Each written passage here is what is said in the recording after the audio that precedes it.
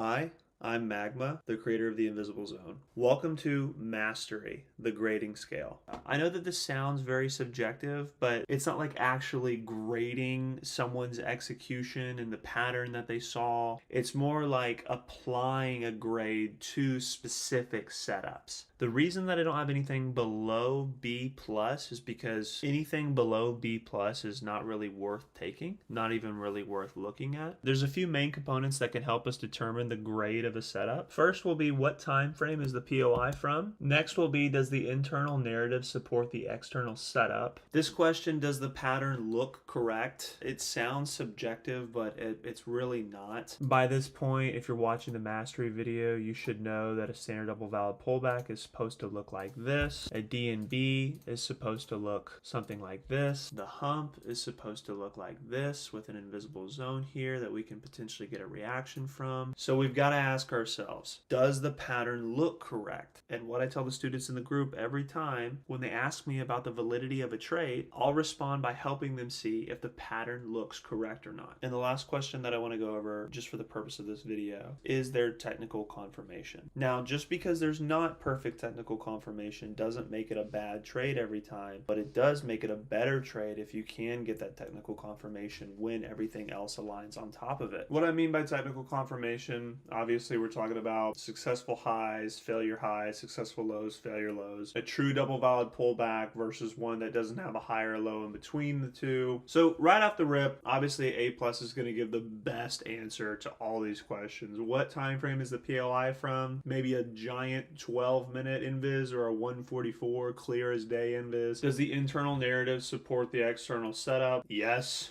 That would be, for instance, you're getting respect on the internal greed boxes. You get bounces off of them as you march down, and then you hit the external and you go sending off in the other direction. That would be where internal narrative is supporting the external setup. Or for instance, you bounce hard off of an internal fear box down to the greed box that you're looking to take the trade from. That's another instance where the internal narrative supports the external setup. Does the pattern look correct? A plus says yes, the pattern looks correct. It looks like a double valid pullback when you want to see a double valid pullback. It looks like a DNB when you want to see a DNB. It looks like a hump when you want to see a hump. In A plus, you're going to get a perfectly validated low and then a perfectly validated high followed by a perfectly validated low that does not close below the first one at all. And you're going to get a beautiful long out of your POI and you're going to be rich, right? Now, maybe on an A, you've got almost all the criteria, but maybe the higher time frame POI is just a medium size, run-of-the-mill 12-minute invis. You still have the technical confirmation, you still have some internal narrative support, but maybe the pattern looks a little bit wonky. It's not exactly what you want to see, but it's not different per se. Maybe your second valid pullback looks a little bit like this, right? Or maybe your DNB looks a little bit like this, right? Not as clear, but it still is really good. It's up there, right? And then you've got A minus. Now, A minus is where the reason for taking the trade, the narrative behind taking the trade, especially like the higher time frame POI being there, is all there for you and it all looks great, but maybe you're missing a technical confirmation and you have to take risk off of one pullback instead of two. Maybe your internal narrative was supporting both directions, but you've got a larger box that you're looking to take a trade from. You get that perfect internal confirmation, the technicals are there, the patterns there, but prior to that it was going both ways. And all that's really indicating is that there's balance in the market. So A minus still isn't horrible. It just means that you might want to go with a little less size there. And then B plus I usually reserve for purely narrative based trades, so they have some technicals there if you look deeper into it, but like a B plus setup for me is if I see the hump occurring and I see a failure to close above this high here and I short down to the invisible zone, that is in the B category. That doesn't belong to the A category. Anything in the A category is going to come from three POIs: higher time frame high, low, and the higher time frame invisible zone. Anything in the B category, just like I said, it's only narrative based. For instance, you see that there's a hump occurring here. You've got leg 1, 2, and you're looking for the third leg, and you get some form of internal confirmation here that doesn't belong to the A list, but it's a solid confirmation according to market structure, and you take a long and try to hold it up to this area, I'm not going to call it a bad trade, especially if you're already more advanced with fear greed concepts and you know what you're doing a little bit at this point. I see a lot of guys in the group already who are taking trades based off narrative. Like I said, I take trades based off narrative from time to time as well, and it's not a bad setup. It's just, it simply cannot belong to the A list because we don't have the ability to stack confluences along with it. We're just purely going based off of pattern recognition with a little bit of structural confirmation, of course. I'm not a financial advisor, by the way. This is not financial advice. If you need financial advice, you should find a local financial advisor and consult with them directly. According to my strategies, as you go down in the grading scale, you would want to look for lower risk entries with less size. For the sake of not making this video an hour long, we're just going to cover A+ setups today. I did just touch on narrative setups, which is in the B category, but I don't want to take up too much of y'all's time. And a lot of this is in the eye of the beholder. I'm just trying to give you the questions and tools to use to help you decide the relative risk and the size that you're willing to put on a trade. My A+ setup. Let's go over it. This is a diagram that I haven't shared on Twitter yet, but the premium students have had access to it for a little while. There's other diagrams that are just available to premium that are not on Twitter, that will not be released on YouTube. But this A+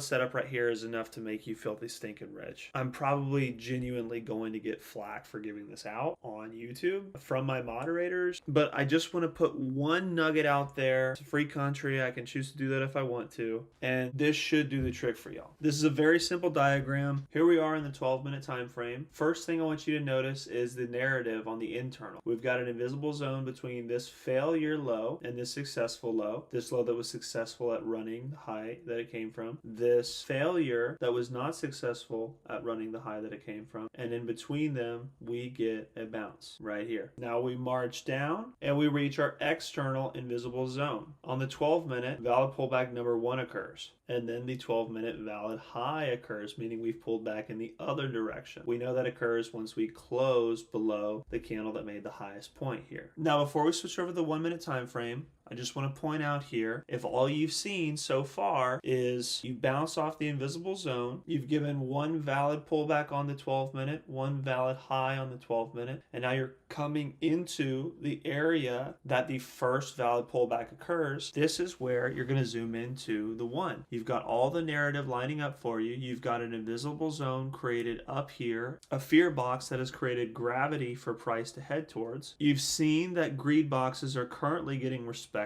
And now let's zoom in here. My favorite setup of all time is when the 1-minute double valid pullback occurs inside of the 12-minute pullback number 1. And what I mean by that is I leave these blue lines here that I have on this 12-minute candle. I leave these lines here, and I'm looking for these lows to occur inside of this low. And the reason I'm looking for that has to do with patterns. If I want my double valid pullback to look like a double valid pullback, then I at least need this second low to come into the vicinity of this first low. And I believe that the best setup occurs whenever this double valid pullback on the 1-minute occurs inside of the candle on the 12-minute that made the first valid low. And that's exactly what we get here. So on the 1-minute time frame, we get a double valid pullback occurring in the same area. That's making our pattern match here. As you can see, we've got a low, a high, and a low that is close to the first low, but it does not close below it.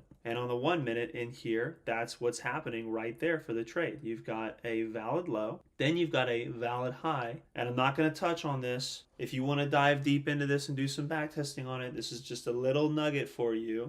Notice how 1 and 2 and 2 and 3 do not commingle. 1 and 3 commingle, but 1 is not commingling with 2, and same for the top of this low and the bottom of this high are not crossing each other. Do with that what you will. I'm not going to get into it. There's no mingling here, and that's a good thing. Anyways, valid low, valid high, another valid low that fails to close below, the first valid low. You get a confirmation with the closure of this candle, and you can enter your long right here with your stop loss manually below actually this low, because this is the higher of the two. When you're looking on longs, it's the higher of the two. When you're looking for shorts, it's the lower of the two. Stop loss manual, so if you were to close below this blue line, you're stopping yourself out. And your target can be external, because we're catching the beginning of an external move on the 1 minute time frame. So we're heading up to this fear box right here. Now, I'm not sure if I played price out after this what exactly happened, but I know that boom, we went smack dab in the middle of where we were supposed to go. That's a good TP right there. You probably should have TP'd along the way as well, looking at how many points this is. This is one of the setups that I take whenever you guys see on Twitter, or 100-point move this day, 100-point move that day, 80-point move this day, 2 50-point moves the other day. Brewski's catching 2 100-point moves in the same day. We're getting internal confirmation for an external move. Just one more little nugget I decided to throw in here at the end of the video. So here again on the 12-minute, we have this large invisible zone that we come and tap. We get a bounce from. This bounce gives us a valid pullback. After this valid low, we've got a valid high. And then down in here, let's go to the 1 minute. And you'll notice this is basically the same exact setup. The only thing is that the pattern doesn't look as perfect on this internal double valid pullback. You see price comes here, here, here, but the narrative is the same. And look where the double valid pullback is occurring. You've got your 2 lows that occur in here. And this isn't the worst pattern in the world, right? Let's drag this up. Is it perfect?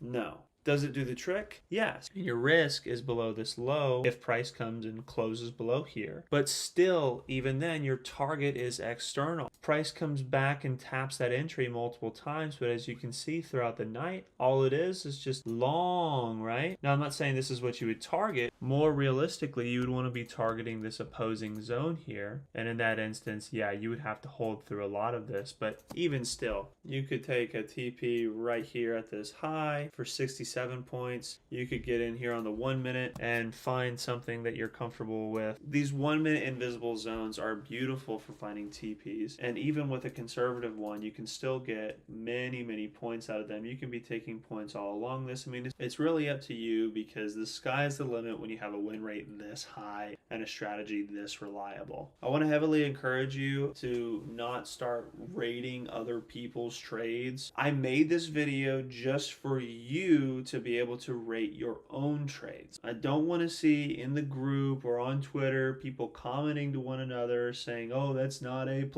or oh, I give that a B- at best, or oh, that's an A-. Well, I like the pattern. I don't want to see any of that. This is just for you. This is not material that you need to be going over and discussing with one another. Just take what you will from it. I just want you to walk away with those 4 questions at the beginning of the video and ask yourself those questions every time you hit a POI that you're looking to take a trade from. You can decide as a trader, do you only want to take A+? Are you willing to take down to A-?